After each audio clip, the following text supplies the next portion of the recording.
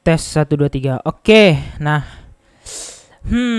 ya ini adalah video ke-15 tanpa Andi Rejeki. Dan kita nggak tahu lagi Andi Rejeki kemana ya guys ya. Nah, jadi ya ada beberapa komen yang aku mau highlight dan sesuai dengan judulnya ada pertanyaan, bisakah BTC ke 31 mana tadi ya? Siapa yang nanya tadi? Bang Tegar kalau nggak salah ya. Ini. Apakah bisa ke 3031K seperti komenku sebelumnya? Nah, pertanyaan yang sangat-sangat luar biasa ya. Nah, ini Bang Tegar ini pengikut yang sangat-sangat rasional dan ya cerdas ya. Tidak seperti yang Andi Rejeki ya. Nah, jadi di sini kita lihat dulu.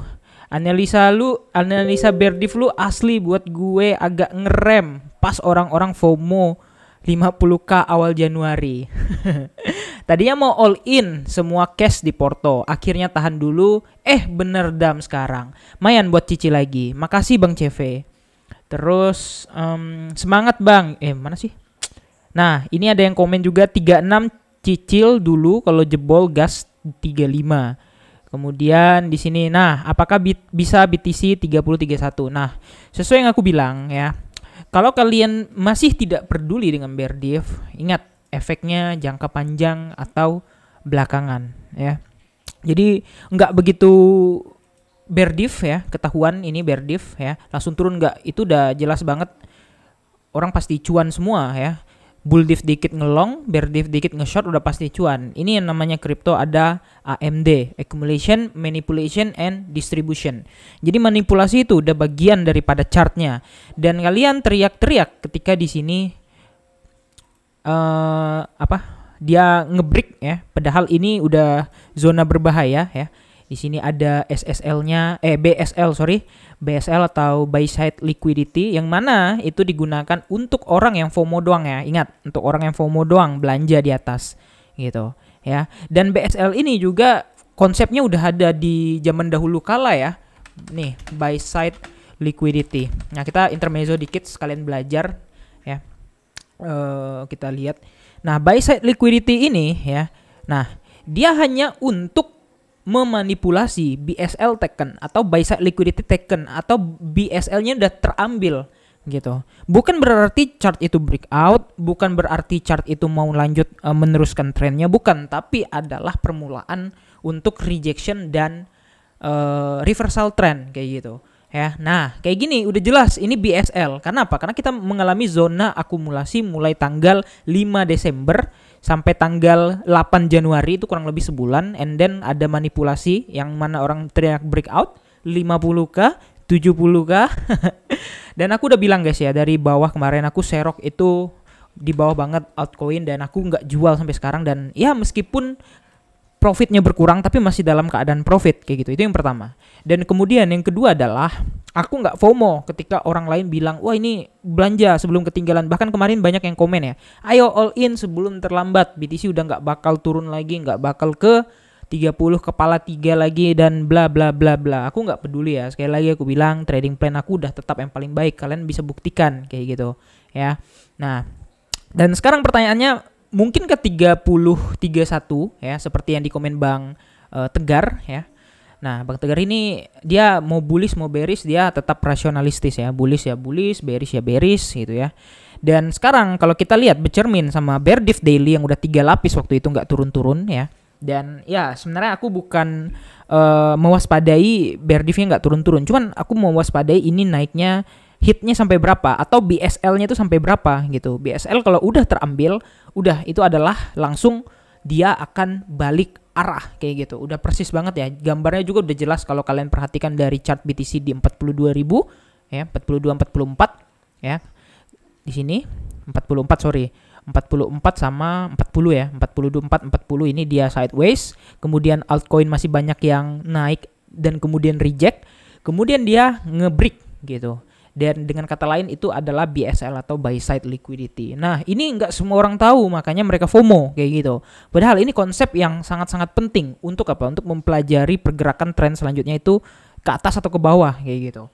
Dan 3031 kalau aku melihat ya, ini sekali lagi ya disclaimer on ya. Ini analisa aku aja dan ya sesuai lah dengan yang aku jalankan selama ini. Cash masih di porto 40%, aku baru belanja sekitar 20%, cicil-cicil ya. Aku lebih mending belanja waktu merah dan sangkut guys, daripada aku belanja waktu hijau tinggi kayak gitu. Merah dan sangkut itu otomatis harganya udah diskon dan aku selalu ambil di Fibo Golden Ratio di 0,5 yang artinya harga terbaik ya. Meskipun kemungkinan jebolnya itu ada kayak gitu. Jadi nggak jaminan juga wah serok di Fibo 0,5 ini bakal mantul, ini bakal lanjut naik kayak gitu. Enggak kayak gitu guys ya. Namanya market ya, sesuai dengan kondisi ekonomi, kondisi dolar, kondisi perang lain dan sebagainya. Nah, masih di kita bicara Fibo 0,5. Golden rasionya di harga sekitar 367, kita anggaplah kita bulatin ke $37.000. Dan sekarang 38.800, tadi sempat pecah area 398 ya. Tadi ada satu aku short scalp ya, short scalp BTC dan SL ya. SL-nya tipis sih 1%. Karena apa? Karena benar-benar high risk guys. Ya, itu benar-benar high risk gitu. Nah, ini ya, BTC short scalp ya. 1% doang SL-nya nih. Nah, karena apa? Karena aku mau lihat dia retest nggak nih sama resi sebelumnya di sini di 47.000 nih retest nggak? Ternyata nggak kayak gitu. Dan it's okay, nggak masalah, cuma 1% kok. Nah, dan sekarang kalau kita perhatikan ya, ini candlenya udah menjunam ke bawah kayak gitu ya, udah junam gitu. Jadi artinya tren akan melanjutkan untuk turun sampai RSI ya udah aku bilang kemarin, RSI di atas 50 itu bullish, OTW ke bearish, dan RSI di bawah 50, tadi di atas 50 ya. Ini di bawah 50, dia akan menuju oversold di area 30 ke bawah dan itu adalah area terbaik untuk cicil. Nah, kalau dari daily, kemungkinan untuk ke 30, 31 ini kemungkinan kecil ya. Kenapa? Karena kita punya dua support yang cukup keras kita bilang di sini di 37.000 dan 34.000 ya. Nah, ini support keras gitu. Tapi kalau dari weekly, nah weekly ini guys agak gimana gitu ya, agak suram gitu kalau kalian perhatikan ya. Di weekly ini bear div tapi kok nggak nggak muncul di sini. Nah, ini udah aku bilang kemarin bear div weekly banyak yang masih bilang wah nggak berguna lagi bear divnya katanya. Dan parahnya mereka all in sebelum halving gitu. Itu sangat-sangat berbahaya gitu. Ya, karena masih ada pre-halving correction. Nanti kita lihat yang historical 2020 waktu Covid di mana market crash 61%, kalian bayangkan ya. 61%. 10% aja udah nangis, apalagi 61%. Dan ini RSI-nya di level 56, ini danger ya.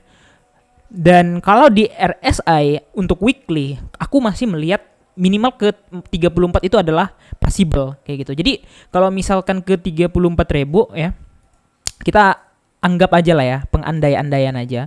Karena kejadian atau enggak itu ya urusan market belakangan. Kita hanya menganalisa di sini BTC akan turun minimal 11% lagi. Wow, 11% ya. BTC 2-3%, altcoin udah 10%. Apalagi BTC 11% ya.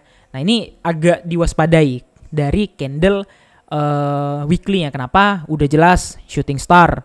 Ya, udah jelas ke break Fibo menuju ke 0,5 dan 0,5 tidak mampu hold, udah otomatis ke 34.000.